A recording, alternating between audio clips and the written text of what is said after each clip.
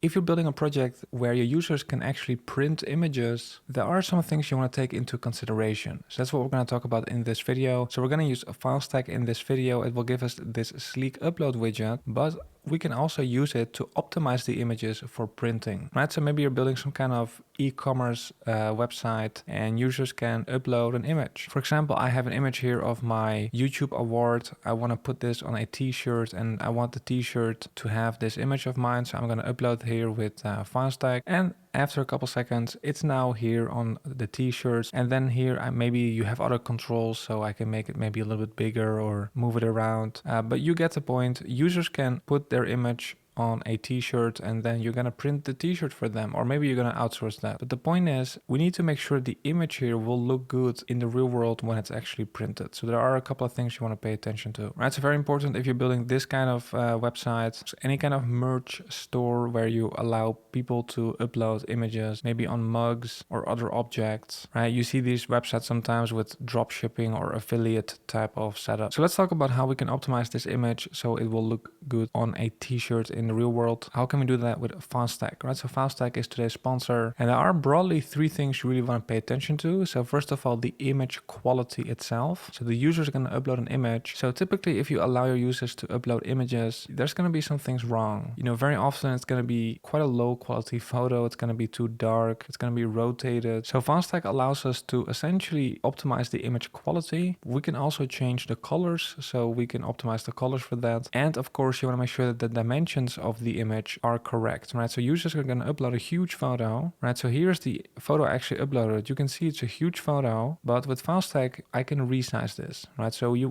want to take a look at the exact dimensions that you're going to need for the printing, and then with Filestack, we can resize it so that's actually perfectly fitting in that space. All right, so let me quickly show you how I can optimize all of this with Filestack. So I have a simple project here. It's just a very simple page here. You can see here I have my H1 and I have some text here, right? H1 and a text and a button, the upload button. You can see when I click on that, I'm going to set the show picker state to true, right? So the picker is coming from Filestack. That's what you see here when you actually click on that, right? And I can configure that's what I did here, show picker. That is this component here. When you create a Filestack account, you get an API key. I put it in an environment variable, and I also added some extra security for my app here. So I created a policy and signature in the dashboard, very easy. I have other videos on Filestack, so check those out if you want to know all the little details. But basically it's very simple. The user can upload an image, right? They will pick some image from their computer or other sources. You can configure the sources, and then it will be uploaded to Filestack. Filestack will then here give you the information about the images that were uploaded. So here I'm actually logging it, but we don't need to do that. I'm going to simply take the handle. That's how Filestack deals with it. It will give you an ID. They call it a handle. That's what we're going to store in state. Right. So ultimately what we will have is some ID or handle here in the state. And then here, all the way down here, I can display that as an image here in the HTML. And I'm doing some absolute positioning to get it on top of the t-shirt image, which is this one, right? So here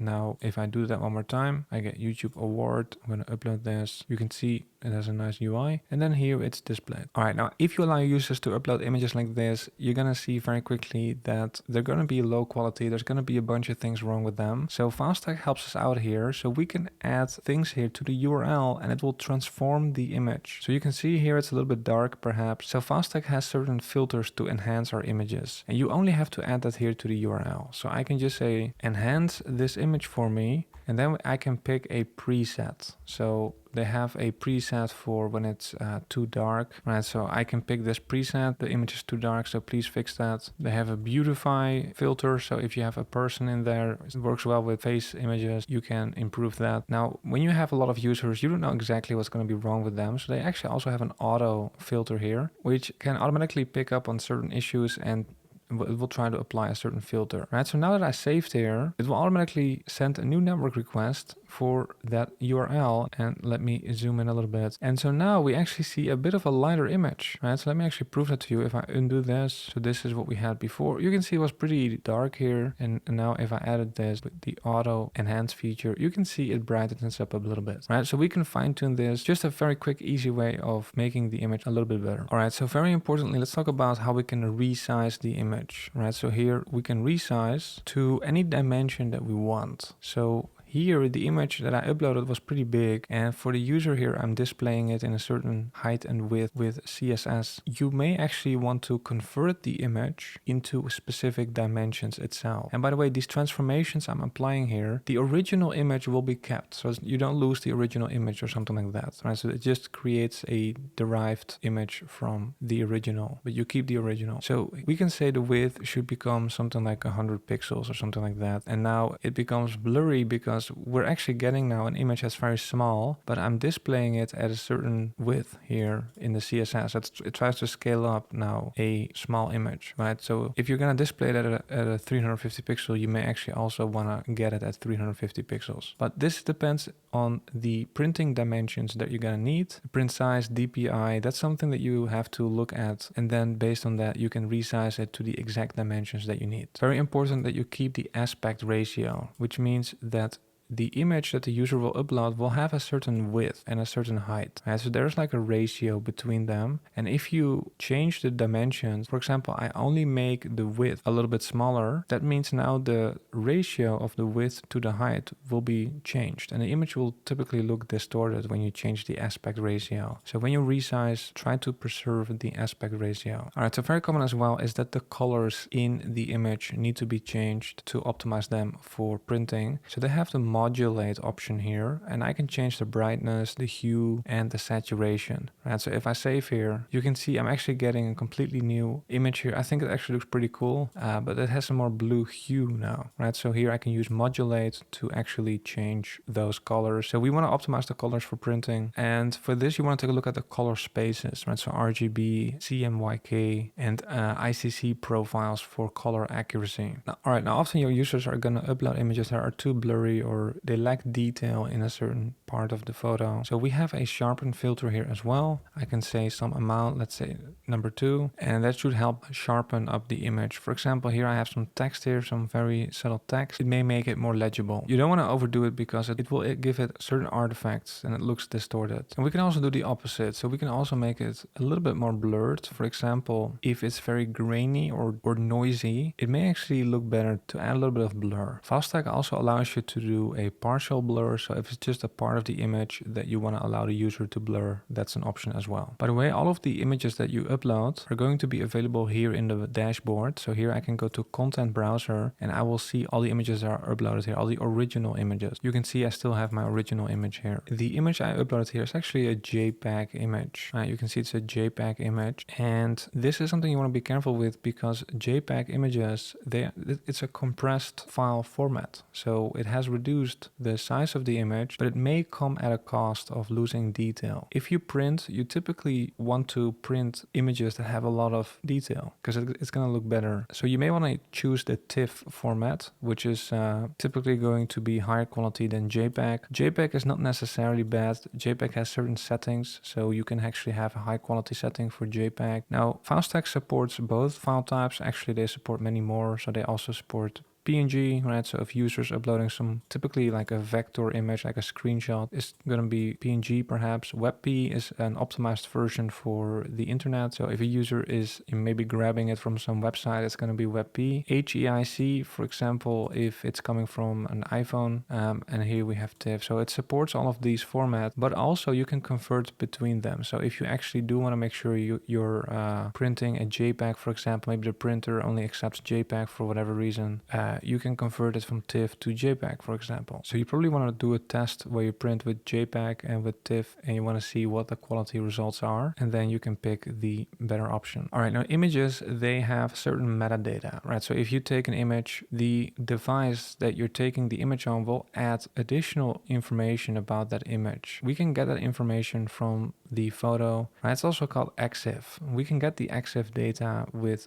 Filestack here as well. We can say EXIF is true, and it will give you the EXIF, but also your own custom metadata in the context of Filestack that you added to the image, right? So we can add more information about the images here in my Filestack content repository, but also the EXIF data from the image itself. One really neat feature is that if your users upload an image that has been rotated, for example, Filestack can automatically pick up on that and it can actually apply the rotation. So this would be a big pain to do yourself. Filestack actually also allows you to add a watermark. So if you want to make sure that all of the images, when they're displayed on top of the t-shirt, that there's a watermark somewhere, you can use the watermark parameter as well as where you want to position it. So those are essentially some important options you have for printing. Now there are many other transformations. We can do here with Filestack on images. They call it a processing engine. We can also get a lot of information from the images. We can get image sentiment, check if it's safe for work. A lot of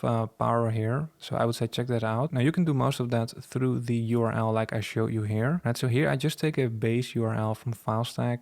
That's just going to be some Filestack URL. So cdn.filestack.content. Now I'm adding a so-called policy and signature here because I added security to my account. So you need policy and signature. Check out my other videos with Filestack if you want to see exactly how to set all of this up. So you take the base URL and then you can just apply the transformations here that you want. Add a transformation. Now it needs to know which specific image you want to do that on. So here you need to specify that ID or the handle. So you can do it this way and you can process a lot of images like this and it will do it immediately. Right? So as you upload it and then here immediately I'm displaying it. So it will actually make a network request to this URL. Filestack picks up on that URL request and will transform the image on the fly. So it will transform it immediately and then send it back to us. So that's very powerful, but they have an even more powerful feature, which is a workflow. Right? So if you really want to create a more sophisticated process out of this, you can do that here with workflows. So here you can specify certain conditional logic based on, for example, the image. You can specify which tasks then you want to do on those images. When it's finished, Filestack can send you a webhook. Right? So this is more asynchronous. Right? So here in the dashboard, I can go to workflows and here I can create a new workflow and get very sophisticated here with that setup. Right? So this is something you want to take a look at perhaps. All right, last powerful feature I quickly want to mention as well is the document viewer. So typically when you have like a PDF, you have maybe some kind of toolbar like this and you can then work with a PDF. Now it also supports images, including TIFF. So if you have a more sophisticated image that needs some approval from a client or something like that, present the image within a document viewer. Right, so a lot of powerful features for images in general. I would say I have many other videos with Filestack where I explore all of the other features. They're very big on AI as well. A lot of these, a lot of the transformations and the intelligence part of it are powered by AI. So I would say check out Filestack if you are printing images and you want to make sure they look as good as they can. I want to thank Filestack for sponsoring this video and I want to thank you for watching. I'm Wesley, by the way. I'm a brand ambassador for Kind, also paid sponsorship. Thanks for watching. I hope you have a nice day. Bye.